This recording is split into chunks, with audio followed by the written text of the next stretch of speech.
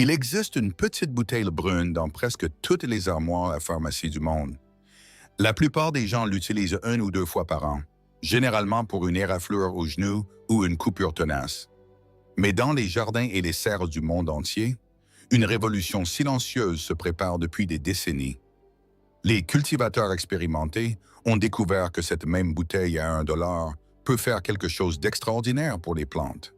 Elle peut tuer les parasites, prévenir les maladies, accélérer la germination et sauver les racines mourantes.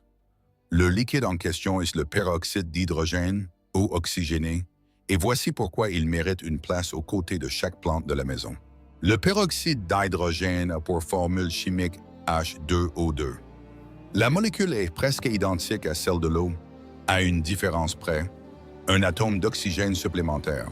Lorsqu'il touche le sol, les feuilles ou les racines, cette liaison se brise. Ce qui reste, c'est de l'eau pure et une brève mais puissante libération d'oxygène. Il n'y a pas de résidus toxiques, pas de chimie synthétique et rien qui ne persiste dans l'écosystème. La version vendue en pharmacie est une solution à 3%.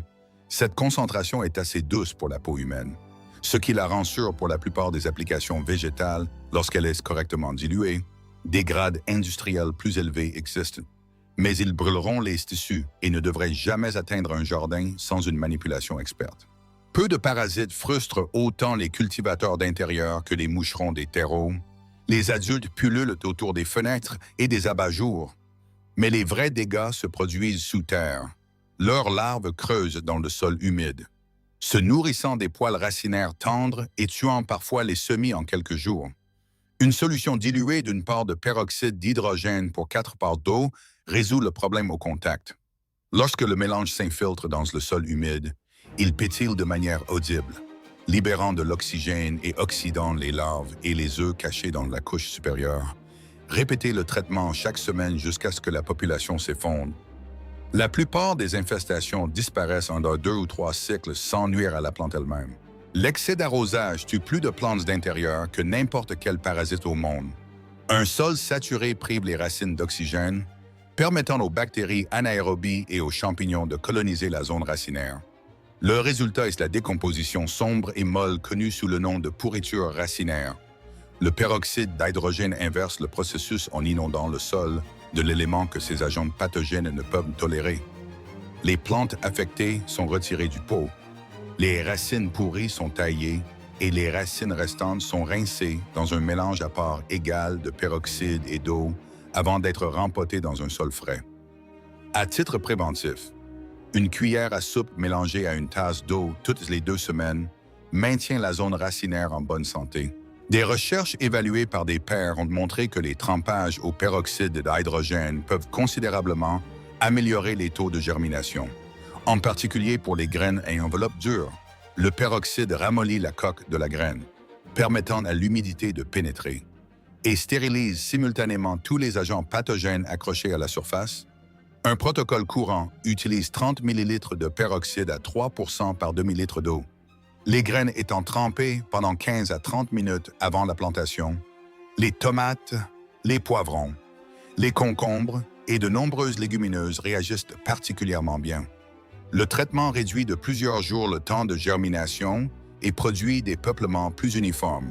L'oïdium apparaît sous la forme d'un film doux de couleur cendrée sur les feuilles et les tiges.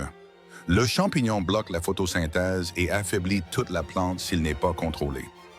Mélangez 4 cuillères de soupe de peroxyde d'hydrogène à 3% dans 1 litre d'eau et utilisez-le comme spray foliaire pour détruire les cellules fongiques par oxydation. La couverture des 2 surfaces des feuilles est essentielle. Appliquez tôt le matin ou tard le soir pour éviter que la lumière du soleil concentré ne brûle les feuilles. Et répétez le traitement quotidiennement jusqu'à ce que la floraison blanche ait disparu de la canopée. Des racines saines nécessitent un accès constant à l'oxygène. Les mélanges de rempotage compactés et les plates-bandes gorgées d'eau étouffent la zone racinaire, ralentissant l'absorption des nutriments et retardant la croissance. Un arrosage hebdomadaire d'une cuillère à café de peroxyde par tasse d'eau réaère le sol de l'intérieur, imitant l'effet d'une pluie battante sur une terre labourée. En quelques cycles, le feuillage s'assombrit, Les tiges s'épaississent et la plante entière entre dans une phase de croissance plus vigoureuse. Les tétraniques et les pucerons se reproduisent à une vitesse étonnante, drainant la sève des jeunes pousses et transmettant des virus végétaux à travers toute une collection. Un spray foliaire d'une cuillère à café de peroxyde d'hydrogène à 3% par tasse d'eau perturbe leur corps mou au contact. Le dessous des feuilles doit recevoir la plus grande attention, car c'est là que les œufs et les colonies ont tendance à se regrouper. Les applications hebdomadaires interrompent généralement le cycle de reproduction en un mois, et les insectes bénéfiques comme les coccinelles ne sont pas affectés une fois que le spray a séché. Les sécateurs, les ciseaux et les struelles transportent des agents pathogènes d'une plante à l'autre. Une seule coupe sur une feuille infectée peut propager la brûlure bactérienne. Les chancres fongiques ou les virus dans toute une serre. Essuyer ou vaporiser les outils avec du peroxyde d'hydrogène à 3% non dilué entre les utilisations stérilise la lame sans laisser les résidus corrosifs que l'eau de Javel peut produire. Les multiplicateurs professionnels considèrent cette étape comme non négociable pendant la saison des maladies. La fonte des semis est un effondrement soudain, souvent catastrophique. Des semis nouvellement germés. La cause est un champignon présent dans le sol qui attaque la tige mince au niveau du sol, renversant les jeunes plantes du jour au lendemain. Des études ont démontré qu'un léger arrosage avec une cuillère à café de peroxyde par tasse d'eau pendant la première semaine après le semis réduit considérablement l'incidence de la fonte des semis. L'environnement oxydatif doux est hostile aux pathogènes fongiques, mais inoffensif pour les cotylédons délicats. Les contenants réutilisés portent les fantômes des anciens occupants, les spores fongiques persistantes, les œufs de parasites et les sels minéraux résiduels constituent tous une menace pour les nouvelles plantations.